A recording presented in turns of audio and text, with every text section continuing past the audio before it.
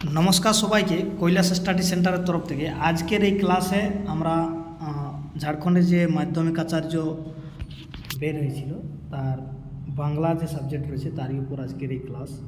তো এর পূর্বে আমরা আরও 4টা ক্লাস আপলোড করেছি, তাছাড়াও সিলেবাস নিয়ে একটা ক্লাস আপলোড ছিল, নোটিফিকেশনকে নিয়েছিল।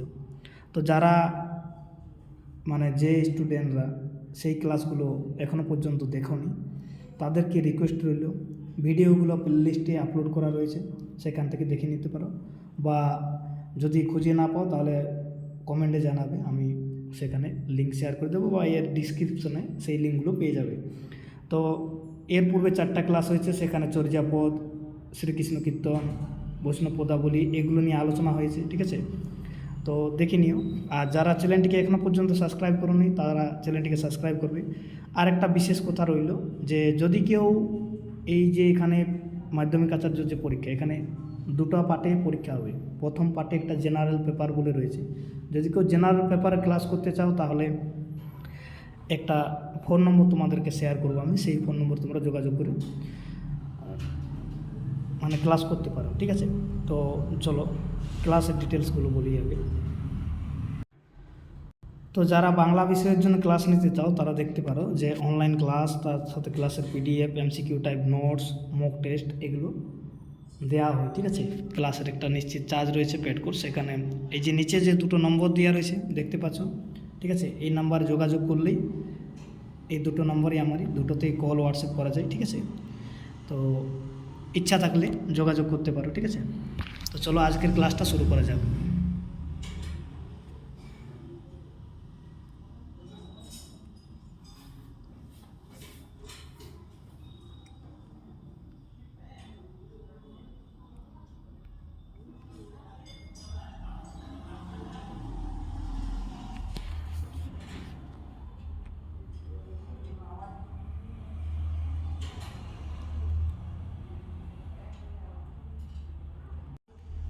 তো এখানে যে ফোন নম্বর দিয়ে রয়েছে এটা আমার নাম্বার নিজের, ঠিক আছে।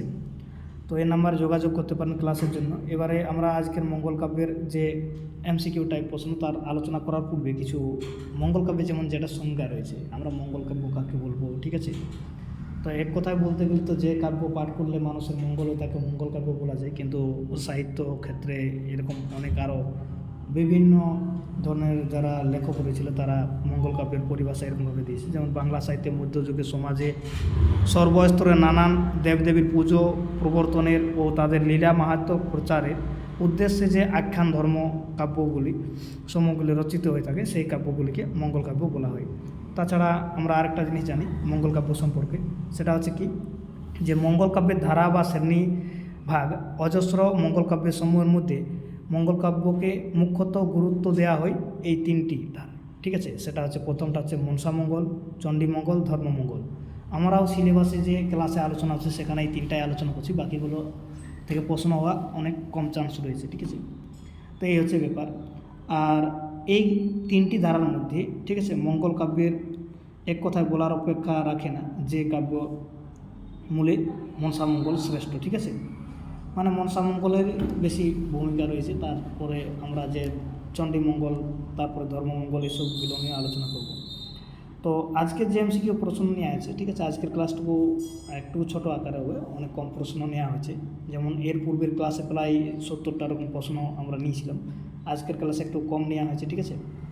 তো প্রথম প্রশ্নটা কী নেওয়া হয়েছে, প্রথম প্রশ্ন এখানে দেখতে পাচ্ছ দেওয়া আছে 1 নম্বরে, যে মঙ্গল শব্দটি ব্যবহৃত হয়, ঠিক আছে। তো মঙ্গল শব্দটি কিসের জন্য ব্যবহৃত হয়, প্রথম দেখো এখানে অপশানে দেওয়া রয়েছে, যে 1 নম্বর অপশানে কী দেওয়া রয়েছে, যে মাহাত্ম্য প্রচারমূলক, ঠিক আছে, যে কোনো রচনাকে বোঝাতে, মঙ্গলবারের রচিত যে কোনো কাব্যকে বোঝাতে, বা মঙ্গল নামক কোনো কবি দ্বারা রচিত কোনো রচনাকে বোঝাতে, আর মঙ্গল নামক দেবতার মাহাত্ম্য কীর্তন বোঝাতে। তো এর সঠিক উত্তর কোনটা হবে? যারা জানো নিশ্চয়ই তারা কমেন্ট করে জানাবে, ঠিক আছে। কমেন্ট সেকশন রয়েছে ইউটিউবে, সেখান থেকে কমেন্ট করে জানাতে পারো। তো এর সঠিক উত্তর হবে এখানে নিচে দেওয়া রয়েছে উত্তরটা, ঠিক আছে, যে মাহাত্ম্য প্রচারমূলক যে কোনো রচনাকে বোঝাতে, ঠিক আছে। এরপরে যে আমরা 2 নম্বর প্রশ্ন নিচ্ছি, ঠিক আছে, সেই 2 নম্বর প্রশ্ন হচ্ছে কি, মঙ্গল কাব্যের একটি গুরুত্বপূর্ণ বৈশিষ্ট্য হলো। তো মঙ্গল কাব্যের গুরুত্বপূর্ণ বৈশিষ্ট্য কী কী রয়েছে, এখানে আমরা 4টা অপশন নিয়েছি ক খ গ করে।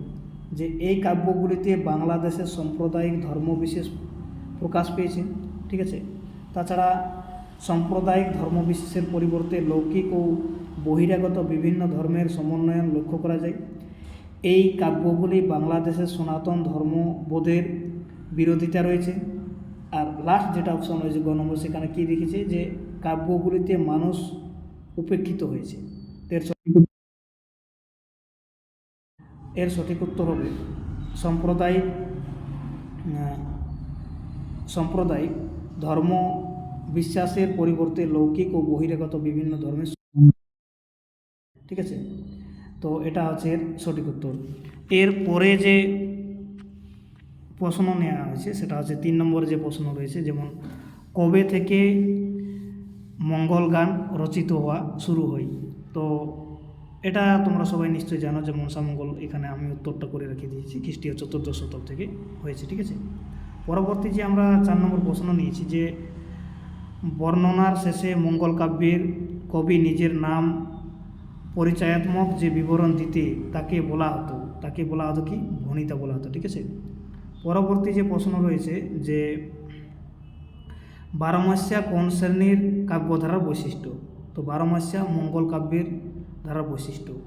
পরবর্তী যে প্রশ্ন নেওয়া রয়েছে 6 নম্বর, সেটা হচ্ছে যে মঙ্গল কাব্যের ধারায় নায়িকার সারা বছরের দুঃখকে মঙ্গল কাব্যের নায়িকা সারা বছরের দুঃখের কথা বর্ণনা হলো কি, সেটাকে বলা হয় বারোমাস্যা, ঠিক আছে। এরপরে যে প্রশ্ন নেওয়া রয়েছে সেটা হচ্ছে 7 নম্বর যে প্রশ্ন রয়েছে, দেখো মঙ্গল কাব্যের চৌতিসা কি। তো এখানে যে 4টা অপশন রয়েছে, যদি তোমরা জানো তো কমেন্ট করে জানাতে পারো, ঠিক আছে। না হলে এখানে উত্তর দেওয়া রইল, এটা দেখে তোমরা তার উত্তরটা নোট করে নিতে পারো। পরবর্তী যে প্রশ্ন আজকে নেওয়া হয়েছে সেটা হচ্ছে যে মঙ্গল কাব্যের, ঠিক আছে, একটু মঙ্গল কাব্যগুলির দ্বিতীয় অংশে যা বর্ণিত হয়। তো দ্বিতীয় অংশে কি বর্ণিত হয়, গ্রন্থ উৎপত্তির কারণ, বন্দনা, দেবখণ্ড, নরখণ্ড। তো এরকমভাবে ভাগ রয়েছে মঙ্গল কাব্যের মধ্যে। তো আমরা কি দেখতে পাই না, গ্রন্থ উৎপত্তির কারণ দেখতে পাই। এরপরে যে আমরা 9 নম্বর প্রশ্ন নিয়েছি, 9 নম্বর প্রশ্ন হচ্ছে যে বাংলা সাহিত্যে সর্বাপেক্ষা প্রাচীনতম মঙ্গল কাব্য কোনটি। এখানে শব্দটা একটু ভুল হয়েছে, ঠিক আছে।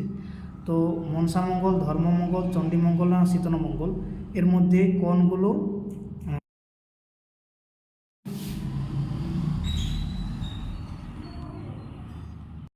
তো এর কোনটা হবে, এর সঠিক উত্তর যেটা হবে সেটা আছে মনসামঙ্গল হচ্ছে সবথেকে প্রাচীনতম কাব্য। এরপরে যে 10 নম্বর আমরা প্রশ্ন নিয়েছি সেটা হচ্ছে যে মনসামঙ্গলের দেবী হলেন, এটা সবাই জানো নিশ্চয়ই। 10 নম্বর যেটা প্রশ্ন রয়েছে সেটা তোমরা কমেন্ট করে জানাতে পারো। এর পরবর্তী যে প্রশ্ন রয়েছে, এর পরবর্তী প্রশ্ন যে মঙ্গল কাব্যের, ঠিক আছে, মঙ্গল কাব্যের আদি কবির নাম। তো মঙ্গল কাব্যের আদি কবির নাম নারায়ণ গুপ্ত বা নারায়ণ দেব, ঠিক আছে। এখানে যেমন আরেকটা অপশন রয়েছে যে কানাহরি দত্ত, নারায়ণ দেব, গঙ্গাদাস সেন। তো এর সঠিক উত্তর সবাই জানো যে মনসামঙ্গলের আদি কবিকে, কমেন্ট করে জানাবে নিশ্চয়ই, ঠিক আছে। পরবর্তী যে প্রশ্ন রয়েছে যে চৈতন্য পূর্বযুগের একজন মনসামঙ্গল কবি হলেন, ঠিক আছে। চৈতন্য পূর্বযুগের মনসামঙ্গলের একজন কবি বিপ্রদাস পিপলাই, কেতকদাস ক্ষেমানন্দ, দ্বিজবংশী দাস না জীবন মিত্র। তো এর সঠিক উত্তর কী হবে, এর সঠিক উত্তর হবে বিপ্রদাস পিপলাই। 13 নম্বর যে আজকের আমরা প্রশ্ন নিয়েছি তার উত্তর হচ্ছে কি, দেখো যে চৈতন্য পরবর্তী যুগের একজন মনসামঙ্গল কাব্যের কবি হলেন বিজয়গুপ্ত, নারায়ণ দেব, কেতকদাস ক্ষেমানন্দ, বিপ্রদাস পিপলাই। তো বিজয়গুপ্ত, নারায়ণ দেব আর বিপ্রদাস পিপলাই এরা হচ্ছে চৈতন্য পূর্ববর্তী কবি, ঠিক আছে। পরবর্তী কবি হচ্ছে কেতকদাস ক্ষেমানন্দ। 14 নম্বর যে প্রশ্ন নেওয়া হয়েছে সেটা হচ্ছে যে মনসামঙ্গল কাব্যগুলির মধ্যে সবথেকে জনপ্রিয় কাব্যের নাম, মনসামঙ্গল কাব্যগুলির মধ্যে সবথেকে জনপ্রিয় কাব্যের নাম হচ্ছে পদ্মপুরাণ। এটা হবে এর সঠিক উত্তর, মনসামঙ্গল নয়, কালিকা মঙ্গল নয়, ঠিক আছে। এরপরে যে আমরা প্রশ্ন নিয়েছি সেটা হচ্ছে যে নারায়ণ দেবের মনসামঙ্গল কী নামে পরিচিত? নারায়ণ দেবের মনসামঙ্গল যারা পড়েছে সবাই নিশ্চয়ই জানো, পদ্মপুরাণ নামে পরিচিত। বাকি অপশনগুলো বলার কোনো প্রয়োজন নেই।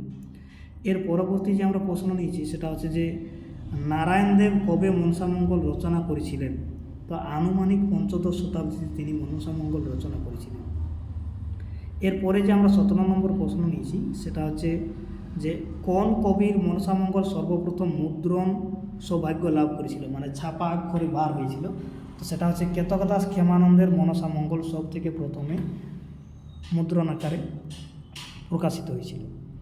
এরপরে যে প্রশ্ন নেওয়া হচ্ছে 18 নম্বরে সেটা হচ্ছে যে কবি কেতকদাস ক্ষেমানন্দের সময়কাল হলো সপ্তদশ শতাব্দী।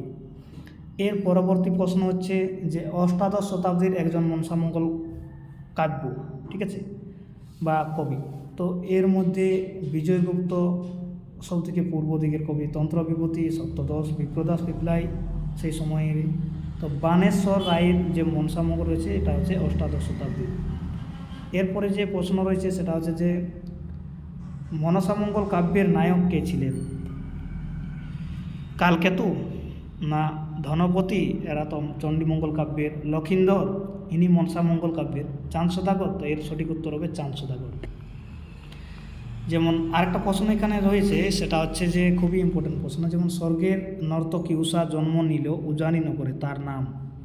উষার যে জন্ম হয়েছিল কী নামে হয়েছিল? ফুল্লরা নামে, খুল্লনা নামে, সনকা নামে, বেহুলা নামে? কমেন্ট করে জানাবে, যারা মনসামঙ্গল পড়েছে তারা সবাই জানো নিশ্চয়ই। এরপরে 22 নম্বরে যে প্রশ্ন রয়েছে যে উষার স্বামী অনিরুদ্ধর জন্ম হয়েছিল চাঁদ সদাগর রূপে, বিজয় সাধু রূপে, লক্ষিন্দর রূপে নাকি কালকেতু রূপে? এটাও কমেন্ট করে জানাবে, খুবই সহজ প্রশ্ন। চণ্ডীমঙ্গলের কাব্যধারার আদি কবি কে? চণ্ডীমঙ্গল কাব্যের আদি কবি কে ছিল? চণ্ডীমঙ্গল কাব্যধারার কানাহরি দত্ত, ইনি তো মনসামঙ্গলের মানিক দত্ত, ময়ূর ভট্ট আর রামানন্দ জ্যোতি। তো এর সঠিক উত্তর কী হবে? মানিক দত্ত হবে সঠিক উত্তর। তারপরে রয়েছে চণ্ডীমঙ্গল কাব্যধারার আদি কবি মানিক দত্ত কোন অঞ্চলের অনুমান করা হয়? তিনি কোন অঞ্চলের? না, তিনি হচ্ছে মালদহ অঞ্চলের অনুমান করা হয়। আজকে এই অবধি আমরা রাখলাম। পরবর্তী ভিডিওতে আরও আমরা মনসামঙ্গল, চণ্ডীমঙ্গল, ধর্মমঙ্গল এসব প্রশ্ন নিয়ে আসবো। সবাইকে ধন্যবাদ ভিডিওটা শেষ পর্যন্ত দেখার জন্য। যারা ক্লাস করতে চাও, যে নাম্বারগুলো দেখানো হলো সেই নাম্বারে যোগাযোগ করতে পারেন।